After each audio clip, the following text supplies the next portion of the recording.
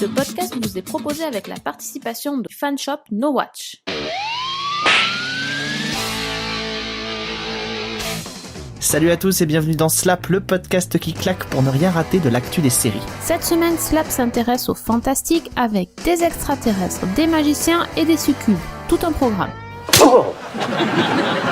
Après 5 saisons d'aventure à l'antenne, des multiples changements de casting qui ont un peu précipité sa chute, la version britannique, donc la série originale Being Human, met la clé sous la porte. BBC 3 vient en effet d'annoncer la décision de ne pas prolonger une aventure qui, selon le créateur de la série Toby Whitehouse, n'aurait jamais dû débuter. Il l'a dit dans une lettre qu'il a publiée sur son blog. De son côté, Zai Bennett, directeur de la chaîne BBC, remercie l'équipe de production et les acteurs pour leur vision et leur passion.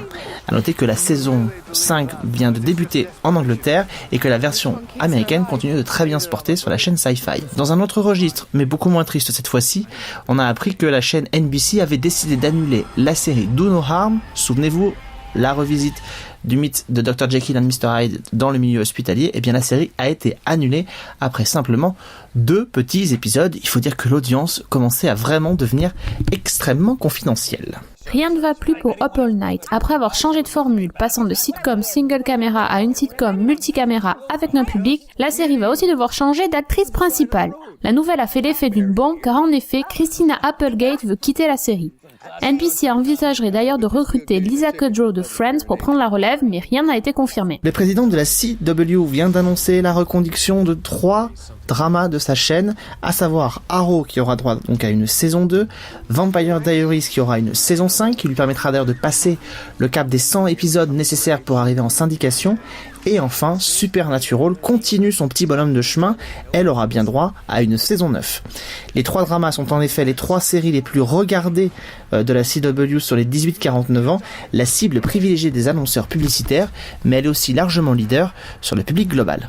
BBC 2 vient d'annoncer l'annulation de The Hour après seulement 2 petites saisons. Une bien triste nouvelle car la série avait beaucoup de choses à raconter sur une période méconnue des années 50. En effet, le période drama se déroule dans le Londres de la fin des années 50 et suit les coulisses d'une émission télévisée d'actualité. Si vous l'avez raté sur OCS, vous pourrez tout de même vous rattraper en mars sur Arte. Dimanche dernier, c'était le grand retour sur AMC de la série The Walking Dead pour la 2e partie de sa saison 3 qui va les emmener des épisodes 9 à 16. Et bien, une fois encore, c'est un incroyable carton pour le retour de cette série puisque pas moins de 12 millions de téléspectateurs étaient au rendez-vous. Si on ajoute les rediffusions qui ont lieu un peu plus tard dans la soirée, ce sont pas moins de 16 millions de téléspectateurs qui ont vu le premier épisode de la saison 3 des zombies de AMC. À noter que c'est le drama le plus suivi de toutes les chaînes américaines ce dimanche soir, même devant les networks et des séries comme Once Upon a Time ou Revenge.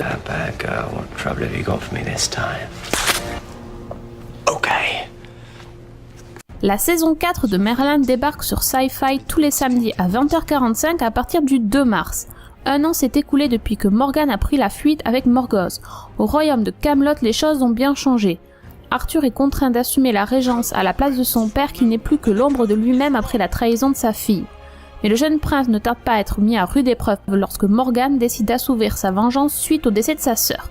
Des créatures infernales du monde des esprits attaquent Camelot, causant de multiples dommages et semant la terreur au sein de la légendaire cité. Un périlleux voyage attend Arthur et ses fidèles chevaliers. Merlin, de son côté, continue de faire de son mieux pour protéger Arthur dont la destinée est intimement liée à la sienne. Il devra se mesurer à Morgan qui a gagné en puissance et possède désormais un espion à la cour du roi. La saison 4 contient 13 épisodes pleins de rebondissements et de surprises car tous les personnages sont susceptibles d'être trahis et la magie de Morgan augmentant, elle est devenue l'une des plus grandes menaces du royaume. La série a grandi avec son public et a désormais un ton plus mûr et des épisodes plus sombres. Rendez-vous sur Sci-Fi pour voir cette évolution.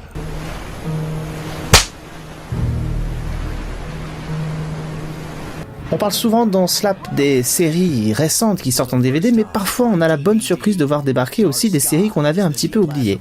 Et dans les années 90, très précisément en 1996, une série avait vu le jour, une petite série qui avait été diffusée sur NBC dans la fameuse trilogie de NBC à l'époque et qui s'appelait Dark Skies, l'impossible vérité, c'est comme ça qu'on l'avait appelée sur M6, une série créée à l'époque par Bryce Zabel qui malheureusement n'aura eu que 20 petits épisodes.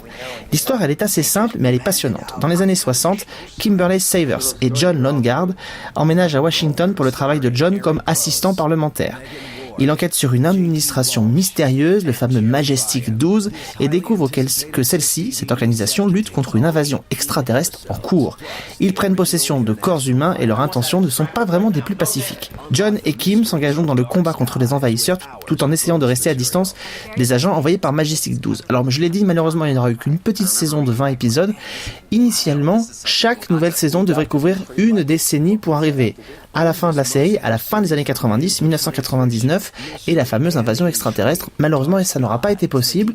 Sachez que du côté du casting, on retrouve un certain Eric Close, qu'on retrouvera quelques années plus tard dans FBI Portée disparue.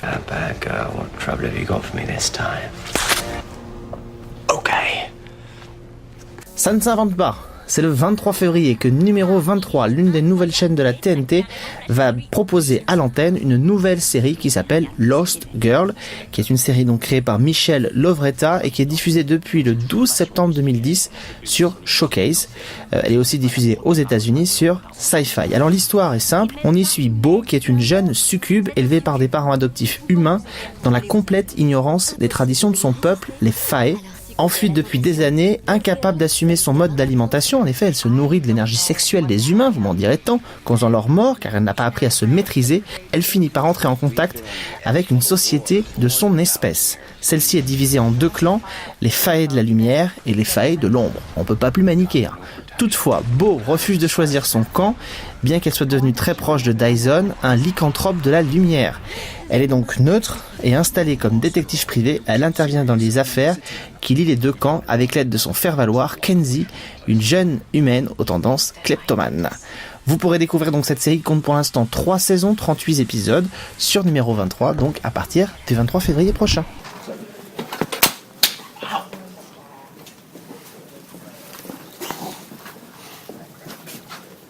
John Corbett et Scott Grimes vont rejoindre Miguel Ferrer dans le spin-off de NCIS Los Angeles. Ce dernier, qui incarne déjà Owen Granger dans la série, va être transféré dans le spin-off qui suit des agents qui sont forcés de vivre ensemble alors qu'ils traversent le pays pour résoudre des crimes. Scott Grimes, qu'on a vu dans Urgence, sera Dave, un agent qui a un don pour détecter les mensonges. Et John Corben, qu'on a connu dans United States of Tara, incarnera Roy Quaid, un ancien agent spécial du NCIS qui exerce désormais la fonction d'analyste. Il sera l'enquêteur le plus expérimenté de cette équipe qui s'appelle la Red Team. Côté filles, on retrouvera Kim Raver, une recrue de choc qui a du mal à travailler en équipe. John Noble, qu'on ne présente plus, va jouer les guests dans un épisode de la saison 4 de The Good Wife. Il incarnera un génie de la technologie qui a pris l'habitude de poursuivre les gens en justice. On y verra également Jaisaline Gilzig de Glee, qui interprétera Jane Ludwig, la veuve d'un juge de la Cour suprême mort dans un accident de voiture. Donald Logue a rejoint le casting régulier de la saison 2 de Cooper, la série de BBC America. Celui-ci interprétera Brendan Donovan, le patron du 6e district et général de la guerre civile.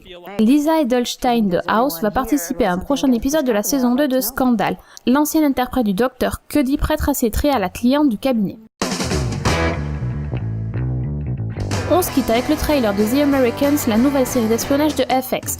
Créée par Graham Yost, à qui on doit déjà Justified, la série suit 2 agents du KGB, Philip et sa femme Elizabeth, interprétés par Matthew Rhys et Kerry Russell.